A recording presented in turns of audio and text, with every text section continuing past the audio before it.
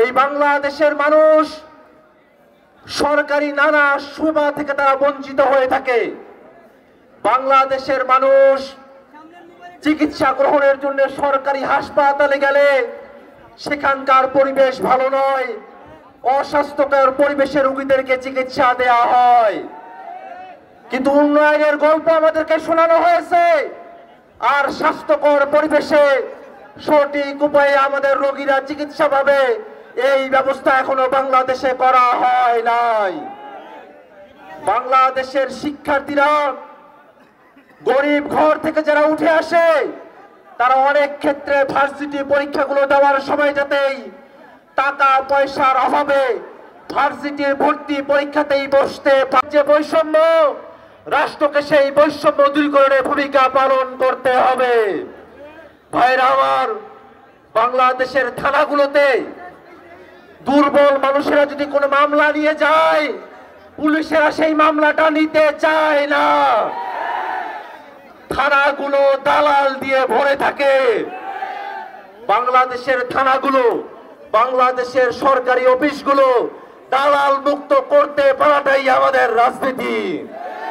ভাইরা আমার, এই বাংলাদেশে বিগত সময়টাতে যারা গুম খুন ক্রসফায়ার করেছে সে আওয়ামী ফ্যাসিবাদী শক্তিরা বাংলাদেশে নানাভাবে প্রবেশ করবার চেষ্টা করছে।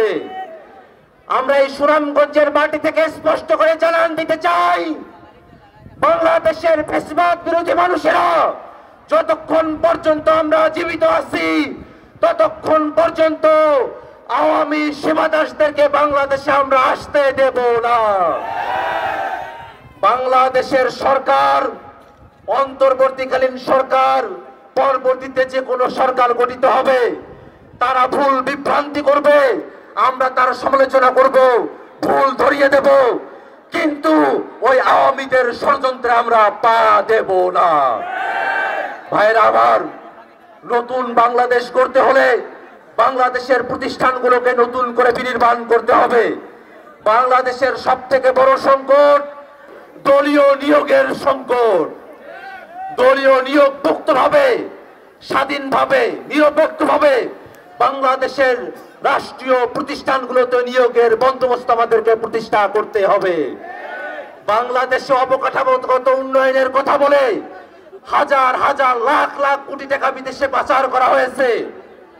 আমরা বাংলাদেশে এমন সিস্টেম দেখতে চাই, কোন চেয়ারম্যান, কোন মেম্বার, কোন প্রতিনিধি, সরকারের কোন কর্মচারী তারা যদি ছোট্ট কোনো উন্নয়ন প্রকল্প হাতে নেয়, সেই উন্নয়ন প্রকল্পে কত টাকার ইট, বালি, সিমেন্ট ব্যবহার করা হলো তার পূর্ণাঙ্গ হিসাব বাংলাদেশের জনগণের কাছে উন্মোচন করতে হবে। বালিশকাণ্ডের বাংলাদেশ আমরা আর দেখতে চাই না। এই নতুন বাংলাদেশ করতে হলে ধর্ম, বর্ণ, বাংলাদেশের সকল মানুষকে বিভাজন ভুলে গিয়ে এক সম্প্রীতির মধ্যপন্থী রাজনীতি আমাদের প্রতিষ্ঠা করতে হবে। সেই নতুন রাজনীতির দাওয়াত দিয়ে আমি আমার বক্তব্য এখানে শেষ করছি। ইনকিলাব জিন্দাবাদ।